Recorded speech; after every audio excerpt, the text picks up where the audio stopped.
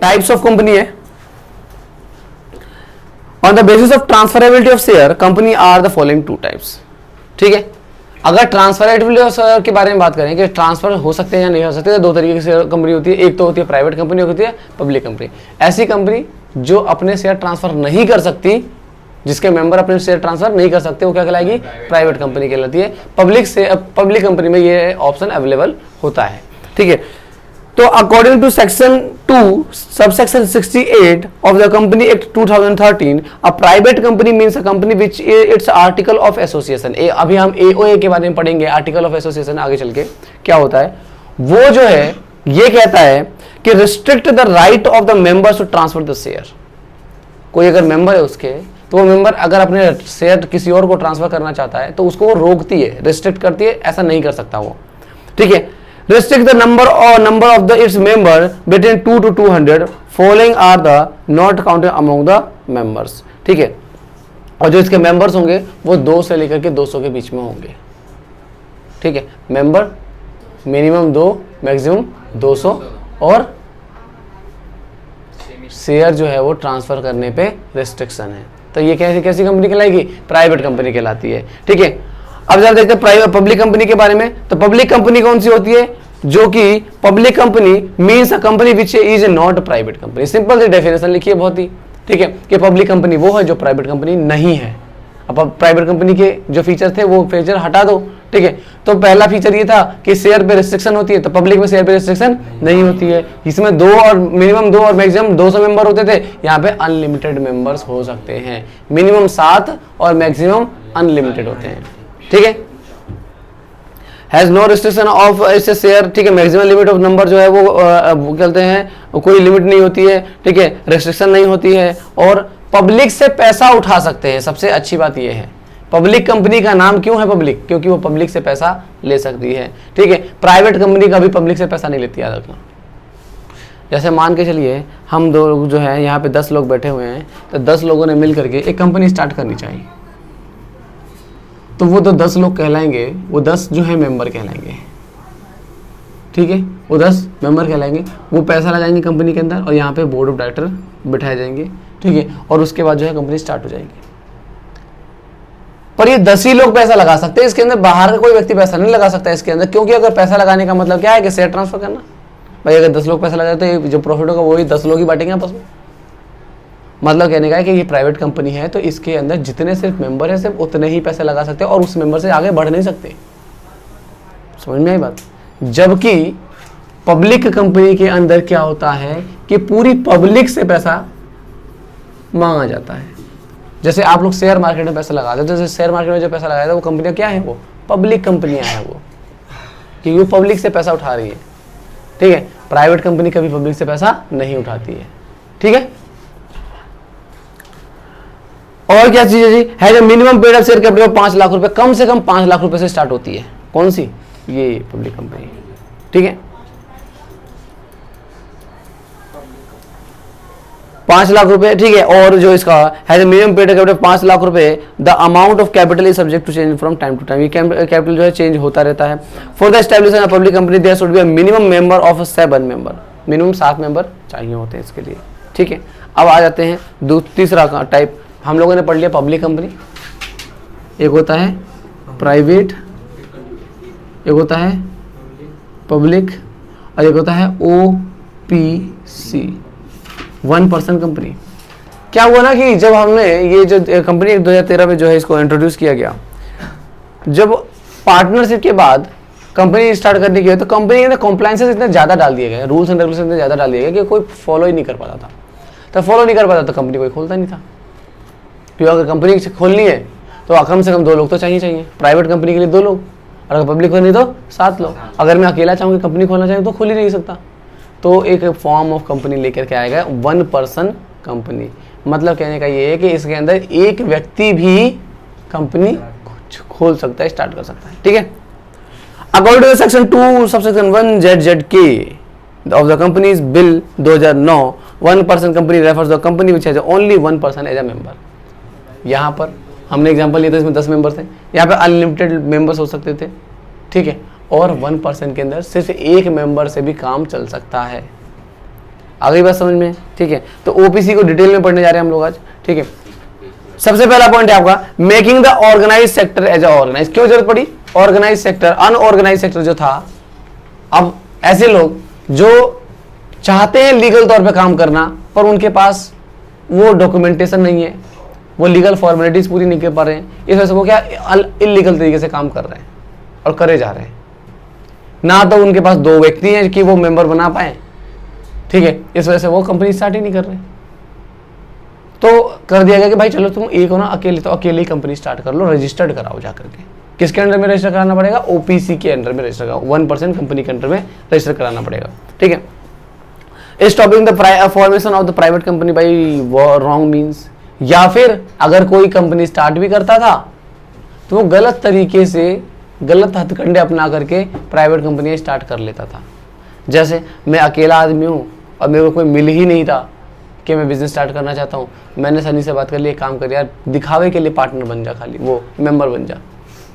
ये दिखावे के लिए मेंबर बन गए, ठीक है, गए 2 लोग तो हो ही गए, प्राइवेट कंपनी के जो लीगल फॉर्मेलिटीज है पूरी हो गई, जाके कर लिया, साइन वाइन कर लिया, अभी अपने रास्ते, मैं अकेला ही चला रहा हूँ पर कंपनी।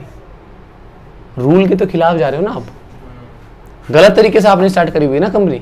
समझ में आई बात? मतलब कहने का क्या है कि आपने कंपनी स्टार्ट तो करी है पर अनफेयर मीन्स से स्टार्ट की हुई है, मतलब जो तरीके सही नहीं है उनको अपना करके। तो भाई क्यों ऐसा करना? ओपीसी का फॉर्मूला करा दिया गया, अब जो है एक व्यक्ति भी जो है उससे अपना बिजनेस स्टार्ट कर सकता है, ठीक है। चलिए फीचर्स पे आते हैं।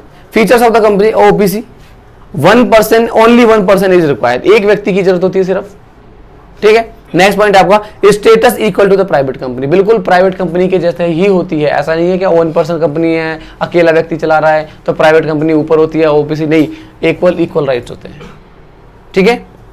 नेक्स्ट है अपॉइंटमेंट ऑफ नॉमिनी। देखो कंपनी की सबसे मेन खास बात क्या थी, पहले के जितने फॉर्म पढ़े हम लोगों ने, चाहे सोल प्रोप्राइटरशिप हो चाहे पार्टनरशिप हो, इनके अंदर जो है स्टेबिलिटी नहीं थी, कंटिन्यूटी नहीं थी, ठीक है। अगर मेंबर्स मर जाते थे तो क्या होता था, कंपनी बंद हो जाती थी। तो फिर प्राइवेट कंपनी लेकर के आई गई। प्राइवेट कंपनी में क्या किया गया कि भाई जो मेंबर होंगे वो आएंगे जाएंगे पर कंपनी की एग्जिस्टेंस में कोई फर्क नहीं पड़ेगा, क्योंकि वहां पे तो मेंबर आ जा सकते थे। अब ओपीसी जब आया तो ओपीसी में तो एक अकेला मेंबर है, तो अकेले मेंबर को आओगे जाओगे कैसे करोगे? वो तो अगर मर गया तो फिर दिक्कत हो जाएगी, कंपनी बंद हो जाएगी। तो जो कंपनी की जो सबसे मेन खासियत क्या थी कि कंपनी कंटिन्यू बनी रहती है, वो वाली खासियत खत्म हो जा रही है यहाँ पे। तो एक कॉन्सेप्ट लेकर के आया गया कि काम करते हैं ओपीसी के अंदर जो मेंबर एक अकेला मेंबर होगा ना, वो पहले कंपनी जिस दिन स्टार्ट करेगा ना, जिस दिन मेंबर बनेगा उसी दिन नॉमिनी का फॉर्म फिल करेगा एक। वो पहले ये बताएगा कि अगर मैं मर जाता हूं तो मेरे बाद कंपनी कौन संभालेगा। समझ में आई बात? वो नॉमिनी माइनर भी हो सकता है, मेजर भी हो सकता है। समझ में आई बात? ठीक है। तो वो किस तरीके से कंपनी को चलाया जाएगा, तो पहले माइनर का फॉर्म फिल, वो मैं बोल रहा हूं नॉमिनी का फॉर्म फिल करवाया जाता है। तो अपॉइंटमेंट ऑफ नॉमिनी यहां पे बहुत ही कंपलसरी हो जाता है ये चीज, ठीक है। For the formation of OPC is its only member has nominated some other person. The purpose of nominating a person is maintaining the continuity of the company. Company की कंटिन्यूटी बनाने के लिए जो है ये जरूरी है कि कोई अदर पर्सन को जो है नॉमिनेट किया जाए, कि अगर इनकी एब्सेंस में कौन इसको कंटिन्यू चलाएगा, ठीक है। इन case of death or inability of the main member, with the death or inability of the main member, OPC the nominated person become the main member of the company. क्या होगा अगर कोई डेथ या enable हो जाता है, वो काम करने के लायक नहीं रह जाता, तो क्या होगा कि जो नॉमिनेटेड पर्सन था वो क्या हो जाएगा, मेन पर्सन बन जाएगा। और जैसे ही मेन पर्सन बनेगा उसी समय उसे नॉमिनेटेड पर्सन को दूसरे नॉमिनेटेड पर्सन का फॉर्म फिल करवा लिया जाएगा, क्योंकि पता नहीं ना फिर वो भी कभी उसके साथ कुछ हो जाए। आइयो सर, तो हमेशा एक नॉमिनेटेड रहेगा ही रहेगा, ठीक है। नेक्स्ट पॉइंट है हमारा joint holder. In an OPC only one person is the owner of the all share of the company, but if the two person wish to become the joint holder all the share of the OPC it can be done. हमने देखा कि OPC के सिर्फ एक अकेला member होता है, अकेला मेंबर पूरे के पूरे शेयर जो है उसने खरीद रखे होते हैं। अगर कंपनी के अंदर 5 लाख रुपए की जरूरत है तो 5 लाख के 5 लाख किसके मालिक कौन है, एक अकेला व्यक्ति है। पर अगर वो चाहता है कि मैं 1 लाख रुपए को किसी वो 5 लाख में से आधे किसी और को भी रख लूं, तो रख सकता है, पर याद रहे मेंबर एक ही काउंट किया जाएगा। वो जॉइंट होल्डर कहलाएंगे, दोनों आपस में मिल के कहलाएंगे, पर मेंबर एक ही कहलाएगा, तो इसे कहते हैं जॉइंट होल्डर। ठीक है, नेक्स्ट आपका लिमिटेड लायबिलिटी। जैसे कि हम लोगों ने पढ़ा कि कंपनी के मेंबर्स होते हैं, कंपनी की जो लायबिलिटी होती है वो लिमिटेड होती है, तो यहाँ पर भी जो लायबिलिटी जो है वो लिमिटेड होती है। ठीक है, नेक्स्ट है आपका special word with the name. हमेशा नाम के आगे वो पीसी लगाना जरूरी है 1% कंपनी। जहां पे भी मोहर मारोगे, जहां पर भी जो स्टैम्प पेपर होंगे, कहीं पर भी अगर कंपनी का नाम लिखा जा रहा है तो वहां पे 1% कंपनी लिखना जरूरी है उसके नाम के साथ। नेक्स्ट है number of director in office. Generally the number of director is only 1। Generally director कितने होते हैं? 1 होते हैं यहाँ पे। The main member of the company is also its director, वही डायरेक्टर हो सकता है, but if needed the total number of director can be up to 15। इसके अंदर 15 मैक्सिमम डायरेक्टर हो सकते हैं, अगर अलग से आप डायरेक्टर एक्स्ट्रा रखने चाहते हो तो। ठीक है, नेक्स्ट है मीटिंग ऑफ डायरेक्टर। तो for OPC it obligated to call meeting of director twice in a year, obligatory. ठीक है, the gap period between the 2 meetings can not be 90 दिन, 90 डेज।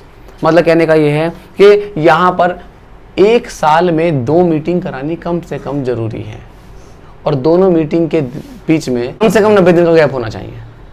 2 मीटिंग साल में कम से कम होनी चाहिए, और दोनों मीटिंग के बीच में कम से कम 90 दिन का गैप होना चाहिए, ये इसका कंडीशन है।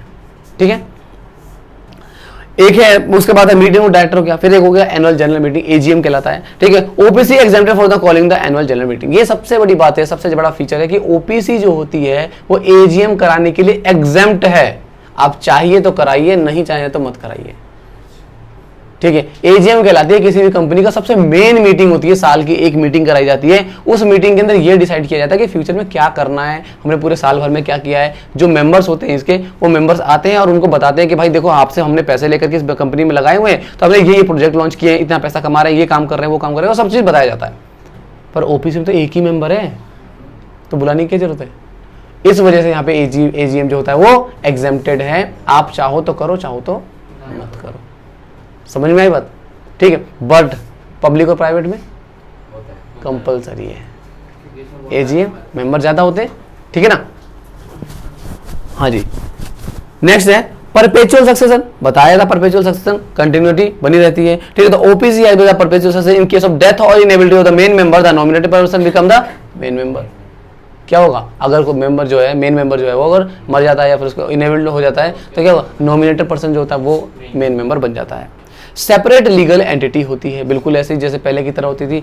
अब ओपीसी अपने नाम से एसेट और लायबिलिटीज जो है वो परचेज कर सकती है। ठीक है, किसी के ऊपर केस कर सकती है, इसके ऊपर भी केस किया जा सकता है। ठीक है, मेंबर अलग और ओपीसी अलग मानी जाती है। ठीक है, चलिए ये हो गया हमारा फीचर्स। काफ़ी सारे पॉइंट हो गए, 11 पॉइंट है। ठीक है, 7-8 पॉइंट भी याद कर लोगे, काम चल जाएगा। नेक्स्ट आपका फॉर्मेशन ऑफ ओपीसी। ठीक है, किस तरीके से फॉर्मेशन किया जाता है? पहले तो गिविंग सेपरेट नेम। सबसे पहला काम क्या है आपको कि एक अलग से नाम देना पड़ेगा आपको, सेपरेट नेम, क्योंकि रजिस्टर्ड है तो आप नाम कॉपी नहीं कर सकते हो। ठीक है, एक अलग यूनिक नेम होना चाहिए। ठीक है, उसके बाद अपॉइंटमेंट ऑफ नॉमिनी। मैंने बताया था सबसे महत्वपूर्ण काम यहाँ पर क्या होता है? नॉमिनी को अपॉइंट। तो दूसरे नंबर पे दे दिया गया कि भाई पहले नॉमिनी को अपॉइंट कर लिया जाए। ठीक है, तो memorandum of association of OPC, 1 person is declared as the nominated person, written consent of the nominated person should be there on a standard form. It is be submitted by the registrar office along with the memorandum of association. जो आपका main document, company जब start होती है ना, तो उसका सबसे main document जो होते हैं वो एक होता है MOA और एक होता है AOA, मेमोरेंडम ऑफ एसोसिएशन, जिसे कंपनी की जननी भी कहा जाता है, माता, यही पैदा करती है कंपनी को। ये सबसे मेन डॉक्यूमेंट होता है MOA।